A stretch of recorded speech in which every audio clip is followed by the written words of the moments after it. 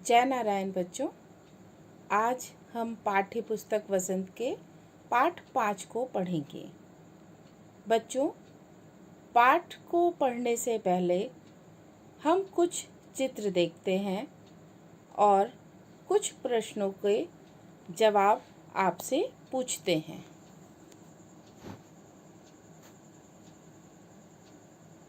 बच्चों, इस चित्र में आपको क्या दिख रहा है?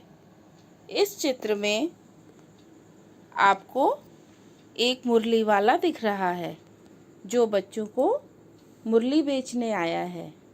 हाँ बच्चों, ये फेरी वाला है। प्रश्न 2। बच्चों, इस चित्र में आपको क्या दिख रहा है? आपका जवाब होगा मिठाई।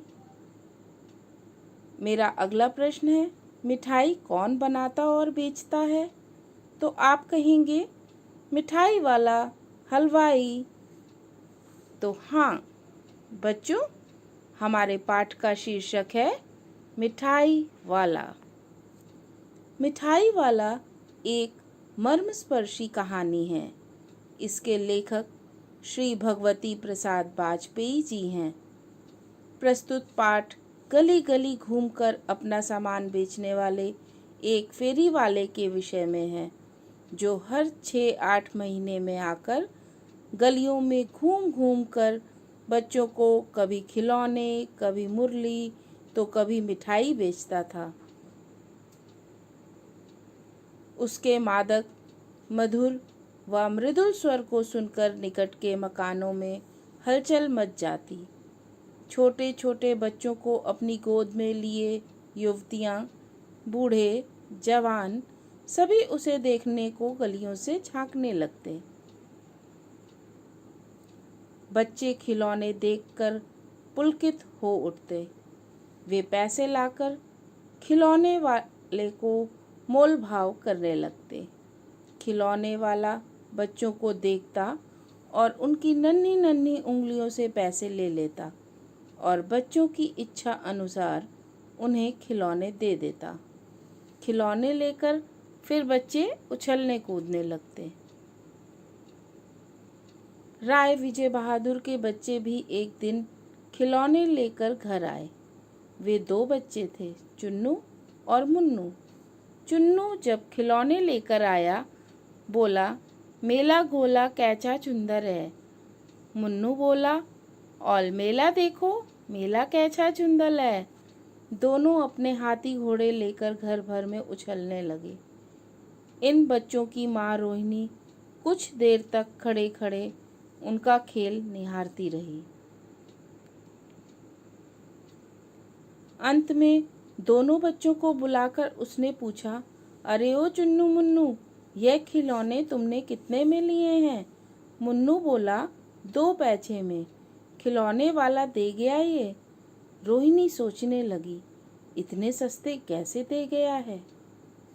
कैसे दे गया है यह तो वही जाने, लेकिन दे तो गया ही है, इतना तो निश्चय है। 6 महीने बाद नगर भर में 2-4 दिनों से एक मुरली वाले के आने का समाचार फैला गया। लोग कहने लगे, भाई वाह, मुरली बजाने में वह एक ही उस्ताद है। मुरली बजाकर गाना सुनाकर वह मुरली बेचता भी है, सो भी 2-2 पैसे में। भला इसमें उसे क्या मिलता होगा?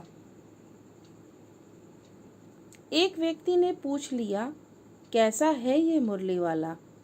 उत्तर मिला, यही 30-32 का होगा। दुबला पतला युवक है, बीकानेरी रंगीन साफा बांधता है। प्रतिदिन नगर की प्रत्येक गली में इसका मादक मृदुल स्वर सुनाई पड़ता है। बच्चों को बहलाने वाला मुरली वाला। रोहिणी उठकर अपने पति विजय बाबू के पास गई और बोली, जरा उस मुरली वाले को बुलाओ तो चुन्नू मुन्नू के लिए मुरली ले लूं। क्या पता यह फिर इधर आए ना आए। विजय बाबू एक समाचार पत्र पढ़ रहे थे। उसी तरह वे हाथ में समाचार पत्र लिए दरवाजे पर आकर मुरली वाले से बोले, क्यों भाई, किस तरह देते हो मुरली? तभी दौड़ते भागते हुए बच्चों का झुंड आ पहुंचा। सब बोल उठे, हम भी लें दे मुरली, हम भी लें दे मुरली। मुरली वाला हर्ष से गदगद हो उठा। बोला, सबको देंगे भैया, लेकिन जरा रुको, ठहरो, एक एक करके देने दो। हाँ बाबूजी, क्या पूछा था आपने? कितने पैसे में दी? दी तो वैसे 3-3 पैसे के हिसाब से है, पर आपको 2-2 पैसे में ही दे दूंगा। विजय बाबू मुस्कुराए और मन ही मन कहने लगे, देता तो सबको इसी भाव से, पर मुझ पर उल्टा एहसान लाद रहा है। मुरली वाला एकदम अप्रतिभ हो उठा। बोला, आपको क्या पता बाबूजी कि इसकी असली लागत क्या है? यह तो ग्राहक का दस्तूर होता है कि दुकानदार चाहे हानि उठाकर चीज़ क्यों न बेचे, पर ग्राहक यही समझते हैं दुकानदार मुझे लूट रहा है। आप भला काहे को विश्वास करेंगे? लेकिन सच पूछिए तो बाबूजी, असली दाम 2 ही पैसा है। आप कहीं से 2 पैसे में ये मुरली नहीं पा सकते। मैंने तो पूरी 1000 बनवाई थी, तब मुझे इस भाव पड़ी है। 2 मुरलियां लेकर विजय बाबू फिर मकान के भीतर पहुंच गए। मुरली वाला देर तक उन बच्चों के झुंड में मुरलियां बेचता रहा। उसके पास कई रंग की मुरलियां थीं। मुरली वाला, यह बड़ी अच्छी मुरली है, नारंगी रंग की, अच्छी है। अच्छा ले लो। मकान में बैठी हुई रोहिणी मुरली वाले की सारी बातें सुन रही थी। आज ही उसने अनुभव किया कि बच्चों के साथ इतने प्यार से बातें करने वाला फेरी वाला पहले कभी नहीं आया। बेचारा इस तरह मारा मारा फिरता है, पेट जो ना कराए सो थोड़ा। मुरली वाले का क्षीण स्वर दूसरी निकट की गली से सुनाई पड़ा। बच्चों को बहलाने वाला मुरली वाला। बहुत दिनों तक रोहिणी को मुरली वाले का मीठा स्वर और उसकी बच्चों के प्रति स्नेह से भरी बातें याद आती रही। धीरे धीरे उसकी स्मृति भी क्षीण हो गई। सर्दियों के दिन थे। रोहिणी को नीचे की गली में सुनाई पड़ा, बच्चों को बहलाने वाला मिठाई वाला। मिठाई वाले का स्वर उसके लिए परिचित था। झट से रोहिणी नीचे दादी के निकट आकर बोली, दादी, चुन्नू मुन्नू के लिए मिठाई लेनी है। दादी उठकर कमरे से बाहर आकर बोली, ए मिठाई वाले, इधर आना। मिठाई वाला निकट आ गया। बोला, कितनी मिठाई दूं माँ? कुछ कुछ खट्टी, कुछ कुछ मीठी, जायकेदार, बड़ी ही देर तक मुंह में टिकती है, जल्दी नहीं घुलती। बच्चे बड़े चाव से चूसते हैं। पैसे की 16 देता हूँ। दादी बोली, 16 तो बहुत कम होती है, भला 25 तो देते। रोहिणी बोली, दादी फिर भी काफ़ी सस्ती दे रहा है, 4 पैसे की ले लो, यह पैसे रहे। रोहिणी ने दादी से कहा, दादी इससे पूछो, तुम इस शहर में और कभी भी आए थे या पहली बार आए हो? बातों ही बातों में पता चला कि वह एक प्रतिष्ठित व धनवान व्यक्ति था। उसकी पत्नी व बच्चों के गुजर जाने के बाद अपने मृत बच्चों को सदैव याद करने तथा अन्य बच्चों की बाल लीलाओं को देखने, उनको सामान देने के बहाने उनसे बातें करने और उनके साथ कुछ समय बिताने के लिए ही यह काम करता था। इसलिए वह घाटा सहकर भी यह काम करता था।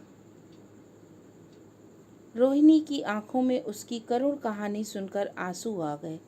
तभी चुन्नू मुन्नू आए और रोहिणी से मिठाई मांगने लगे। उन्हें देखकर मिठाई वाले को अपने बच्चे की याद आ गई। वह उन्हें 2 मिठाई की पुड़िया देकर चलने लगा। रोहिणी उसे पैसे देने लगी तो उसने पैसे नहीं लिए तथा पुनः अपने कोमल, मधुर व मादक स्वर में बच्चों को पुकारता हुआ आगे बढ़ गया। बच्चों, हम इस पाठ से क्या सीख लेते हैं? हमने इस पाठ से क्या जाना? आइए देखें। पहला मुख्य बिंदु है, प्रस्तुत पाठ के माध्यम से लेखक ने मानव मन के अनकहे लम्हों को शब्दों के माध्यम से प्रस्तुत किया है, जो कि मार्मिक स्पर्श से महक उठते हैं। दूसरा, लेखक ने पाठांश के माध्यम से क्रेता और विक्रेता की मानसिकता का भी परिचय दिया है। तीसरा, प्रेम मधुर ध्वनि अपनेपन के भाव से बाल मन खिल उठता है। चौथा, मनुष्य की जिज्ञासु प्रवृत्ति ही उसे सामाजिक एवं संवेदनशील बनाती है। तो बच्चों, किसी के दर्द भरी कहानी सुनकर हमारा दिल एकदम दुखी हो जाता है, हम उसके दुख में दुखी हो जाते हैं। यह इस पाठ के द्वारा लेखक ने स्पष्ट किया। यहाँ पर मुरली वाले की बातचीत विजय बाबू से जो हुई, उसमें एक दुकानदार और एक विक्रेता और क्रेता की बातें हैं, जिसमें मानसिकता दिखाई गई है कि जब भी हम कोई चीज़ लेने जाते हैं तो मोल भाव करते हैं।